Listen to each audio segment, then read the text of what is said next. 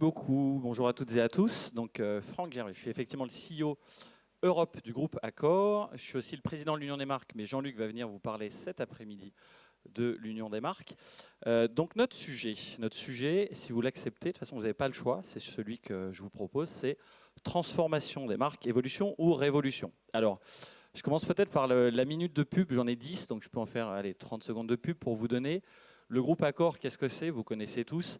On est dans le top 10 mondial, on est numéro 6 mondial. On est surtout numéro 1 sur 3 continents, même en fait 5 continents si on exclut en Asie la Chine, ce qui est un tout petit pays naissant en Asie, et si en Amérique du Nord on exclut les US. Mais en dehors de ces deux pays-là, on est numéro 1 partout. On a 5000 hôtels. Et donc moi je suis le patron de l'Europe, on a 3000 hôtels en Europe. Et pour vous donner un ordre de grandeur, on héberge chaque année 120 millions de personnes dans nos hôtels. Et on a 40 marques. Je vais vous en présenter 2 aujourd'hui. Donc voilà, il m'en restera 38 à vous présenter. La stratégie du groupe, c'est quoi? On est disrupté comme tous ceux qui m'ont précédé sur ce floor. Ce qui est intéressant, c'est on voit des disrupteurs qui sont disruptés chez nous. Les Booking, Expedia, Ctrip de ce monde sont en train d'être disruptés par les Amazon, Google, Facebook.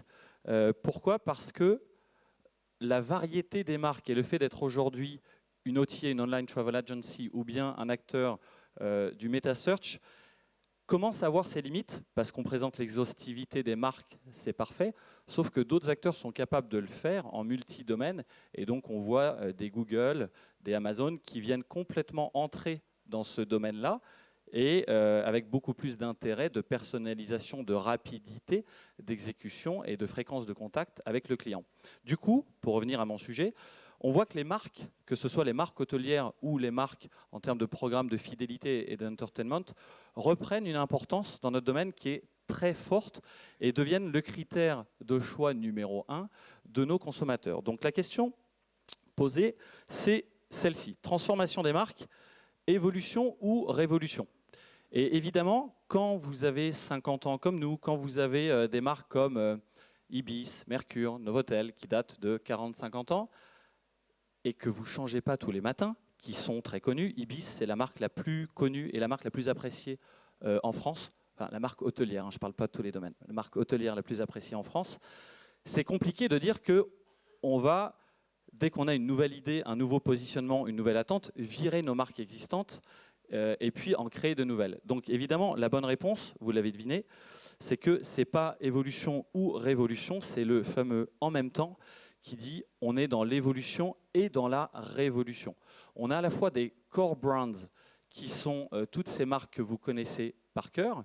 Donc je vais en illustrer le propos avec une forte évolution et vous allez voir que l'évolution elle est vraiment très très forte sur cette marque-là. On change tout le positionnement, tout le territoire de marque, l'expérience client. Donc je vais vous le montrer sur le cas de Ibis. Et en termes de révolution, eh bien, on fait aussi la révolution soit en achetant des marques, soit en créant de nouvelles marques. Et je vais vous présenter aujourd'hui la création d'une nouvelle marque qui date d'il y a 4 mois.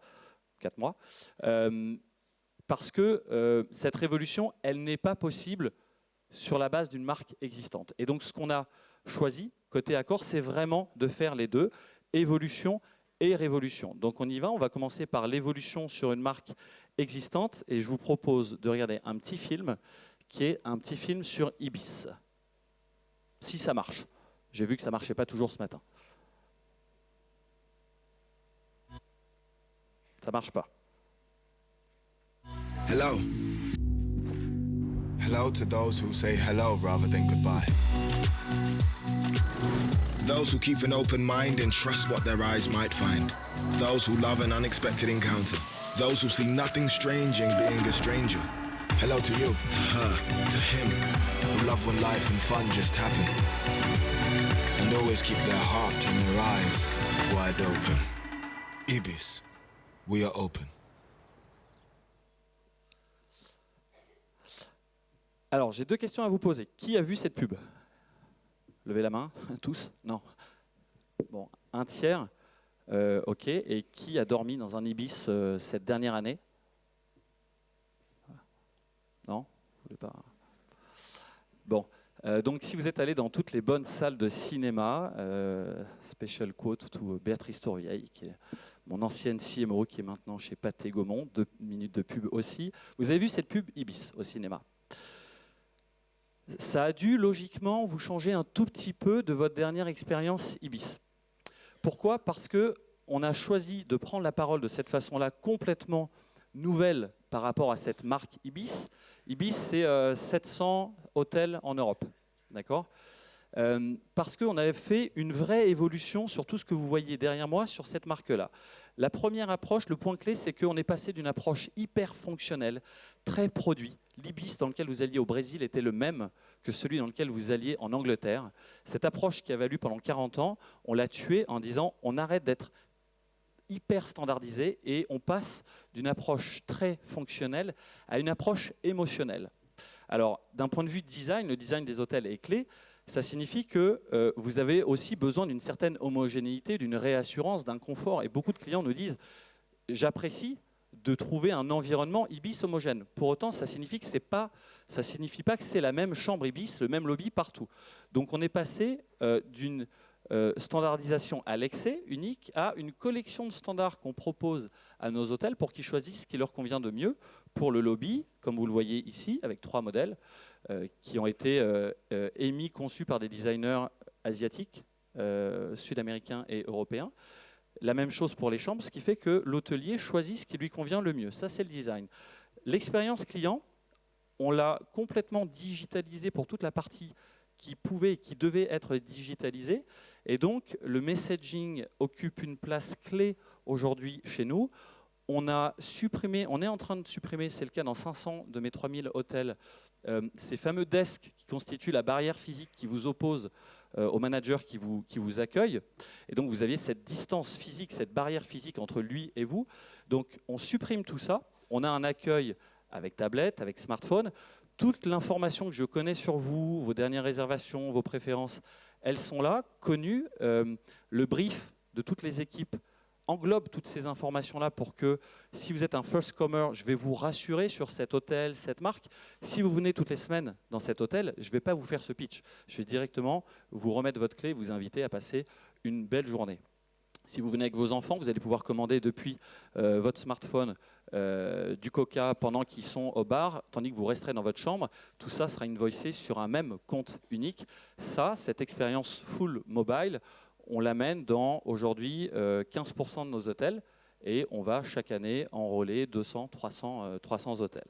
Donc, nouvelle collection de design, New Welcome in Service. Ça ramène quoi? Ça ramène en moyenne 3 points de satisfaction client.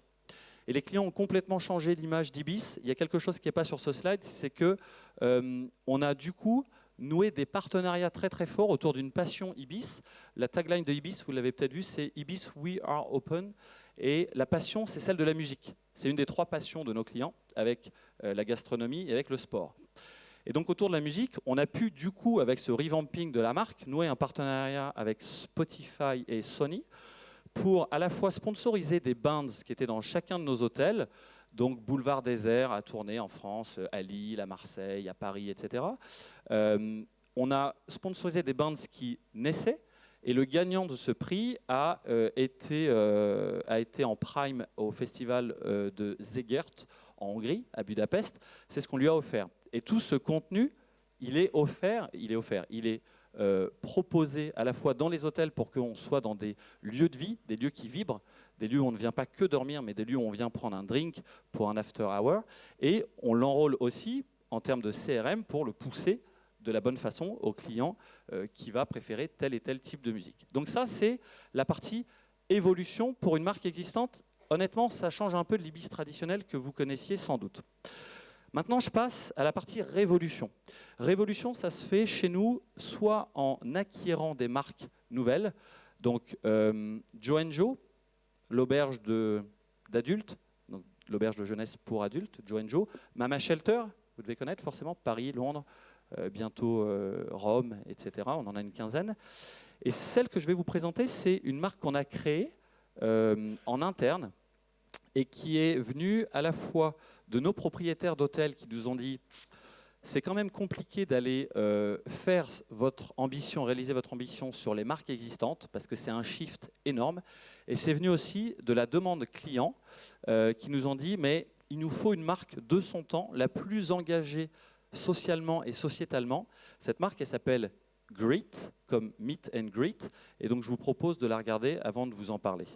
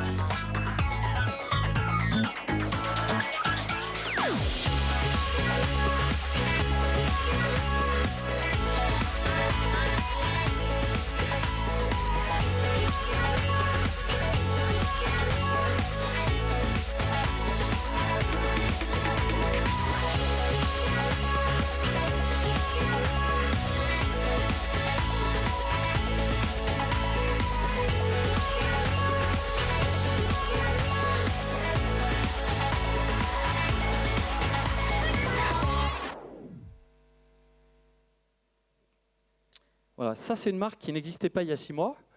On a un premier hôtel ouvert à Beaune, vous l'avez vu, donc pour tous les fans de vin, il faut y aller. Pour tous les autres, elle va venir à Paris, Lyon, Marseille, Berlin, et donc on en aura 300 d'ici 10 ans, on en aura 30 à peu près à la fin de l'année prochaine. C'est quoi le pari? C'est de se dire, l'excellente présentation qu'il y avait avant moi disait « stop au bullshit » pour 1 minute. Stop au bullshit. Et donc on a dit effectivement « stop au bullshit » et ces marques, ces produits qui se veulent engager sociétalement, on a dit on va le réaliser. On va le réaliser avec la marque qui se veut la plus cohérente entre son discours et ses actes. 3 preuves pour ça.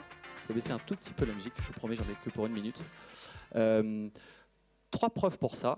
La première, c'est au niveau des objets. Vous avez vu tout ce qui est furniture, equipment. On réutilise tout ce qui existe. On ne va plus aller acheter sur le marché des choses. On va réutiliser des choses qui sont par exemple des fauteuils de cinéma. On a un partenariat avec Emmaüs pour ça.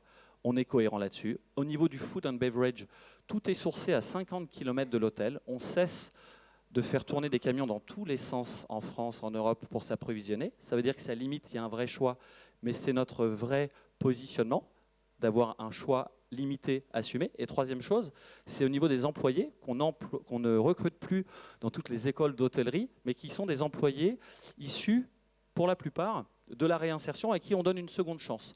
Donc c'est la marque de la seconde chance, et vous le voyez, on pourrait en parler encore pendant des minutes, mais pour finir sur le propos, cette révolution faite par une marque hôtelière, elle est compliquée à faire avec un Ibis ou avec un Mercure, et donc c'est cette réponse-là qu'on a choisi de donner dans cette transformation des marques. Voilà, merci beaucoup.